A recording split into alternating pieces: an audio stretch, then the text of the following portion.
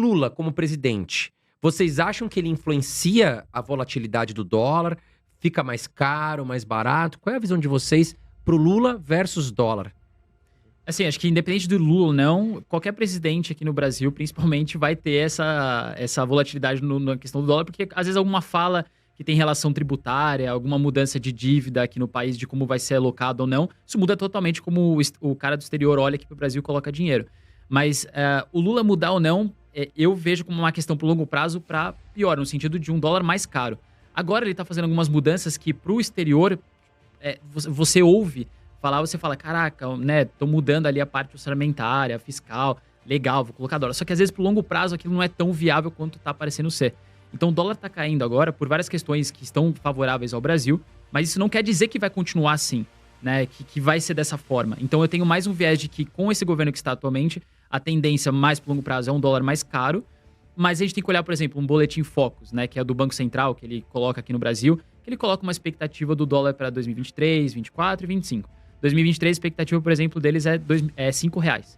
Então, quanto tá o dólar? 4,80, que a gente tá gravando o vídeo. Então, já vale a pena você comprar, né? Então, assim, as questões políticas vão mudar, vão direcionar, obviamente, aonde tá o dólar, mas aproveite os momentos atuais de preços mais baixos para comprar, né? O Então, próprio Banco Central tá falando que o dólar vai subir, R$5, né?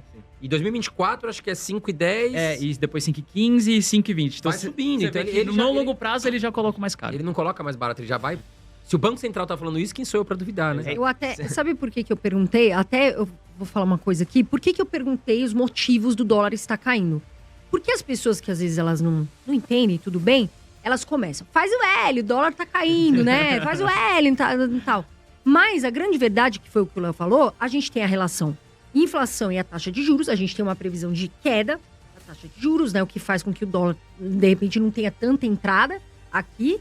E outro ponto é a inflação, né? Então, assim, não tem... E as reformas... A reforma tributária... Tem entrada porque a bolsa fica mais forte. Aqui no Brasil, atrai os investidores, né? Sim, mas é o que eu digo, assim, o dólar não vai ficar muito baixo. Porque a gente tem essa questão de taxa dos juros e inflação. Tá. Que é uma relação que tá totalmente, né? Que influencia no preço do dólar. E outro ponto, reforma agora tributária. Mas isso já vem lá de trás, já vem do governo do Temer discutido. Então, quer dizer, não é agora só. Então, gente, por isso que eu perguntei essa questão. Por que o dólar tá caindo? Para que não venham as pessoas, às vezes, que eu acho que acontece com muita gente. Não é imediato, né, Carol? E falar e não é imediato, e a pessoa, faz o L e tal.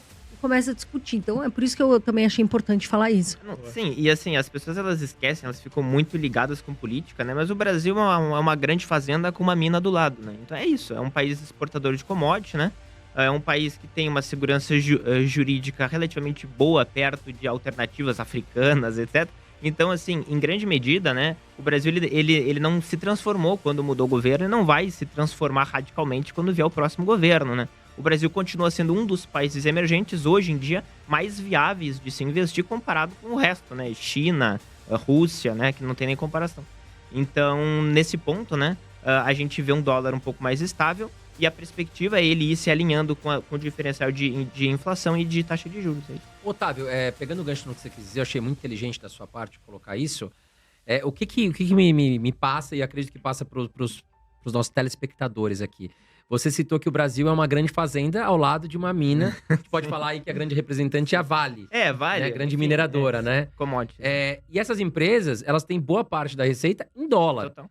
Então, teoricamente, o dólar muito baixo, para elas é horrível, né? Porque aí os Estados Unidos olham, por exemplo, sei lá, vou olhar para a China. Poxa, eu comprava grãos do Brasil, mas agora a moeda brasileira tá muito forte, então eu vou lá na China comprar. Então tem que ter esse equilíbrio. É muito louco a gente pensar isso, né? Porque até eu tava conversando aqui com o professor Roque, que ele é especialista em geopolítica, e ele falava, o dólar não vai deixar de ser a moeda mais forte do mundo. Eu vou explicar. Porque os Estados Unidos é o grande mercado comprador do mundo. Então a China, por exemplo, ela é grande o quê? Vendedora. Então ela não tem interesse que a moeda dela, o yuan, fique tão forte acima do dólar. Senão ela vai deixar de vender. Os países que compram da China vão procurar outros países, né? Então achei muito legal essa sua colocação. Eu acho que é isso que você quis dizer, né? Sim, não, exatamente. Assim, as pessoas muitas vezes elas focam mais no noticiário interno porque é o que mais aparece. Mas mais de 50% do movimento do dólar independe do noticiário político, pelo menos no prazo curto de 1, 2, 3 anos, com certeza, tá? Ele depende muito mais da pauta econômica do país, né? O que ele faz, se ele compra mais, se ele vende mais, se ele produz mais ou não. E isso não é em 4 anos que se modifica, né? São décadas para trabalhar. Legal, gostei dessa frase. O Brasil é uma mina.